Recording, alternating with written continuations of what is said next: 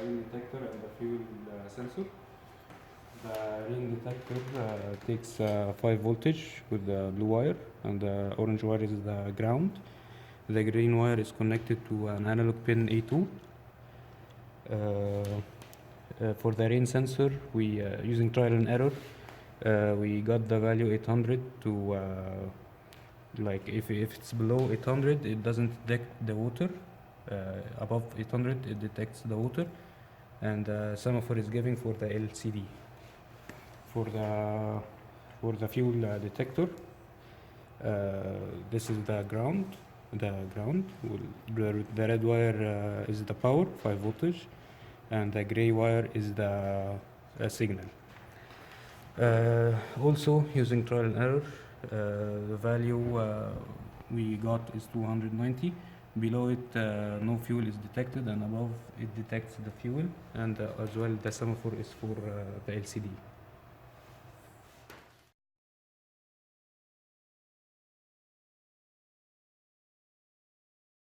Talk about motors. So over here, our H bridge is connected to 2 motors on the bottom of the car here. We have the H bridge connected to our breadboard over here, which is then connected to 4 digital pins. We use the digital pins so that whenever we want to put the motor on, we would turn one to low and one to high on each motor. Now, how do we control the speed? We control them through these 2 wires here.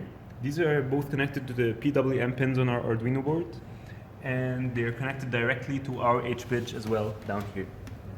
There they are.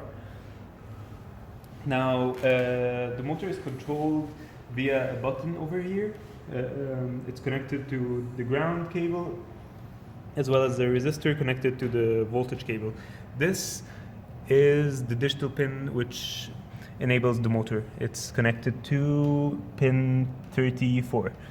Now, on the code over here, you can see that the task creation, we have a relatively high priority for the motor, because of course we don't want it to stutter. And over here we have the code, the enables for the motor, and the PWM pins. For now we're using them in sync, so if we press this button over here, it works, and if I pull my hand off the button, it stops. So similar to the pedal, gas pedal on an actual car. Thank you.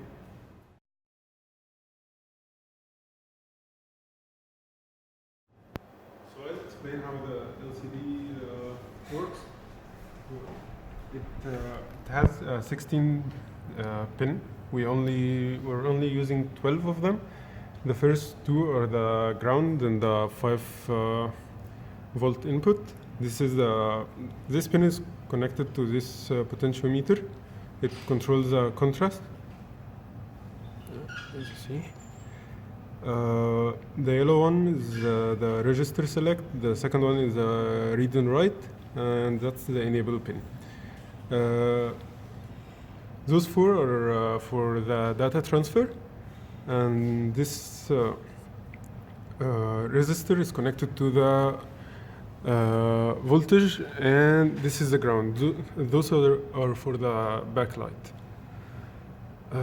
So in the code, we create an LCD. The class is called liquid crystal.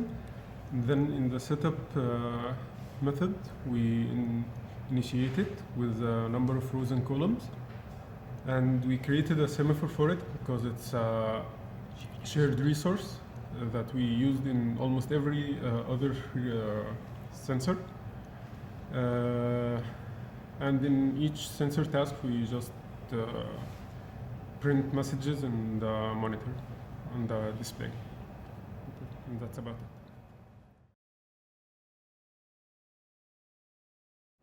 You want to talk mirrors? Let's talk mirrors. So the mirror consists of controller, which has 4 lines, 1 for the ground, 2 for the axis, 1 for the switch, and also moreover, we have here the servo motor, which has 3 lines, 1 for the ground, 1 for the signal, and 1 for the voltage. Both are connected through the code. Now the analog gives a signal if the axis is below 200 or above 900. The servo motor reads the input and takes the semaphore of the LCD. Okay, let's try.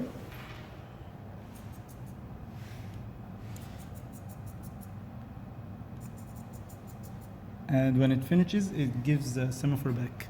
Now for the RFID key, it has 7 pins, one for the data, one for the clock, 2 for communications, 1 for the voltage, 1 for the ground.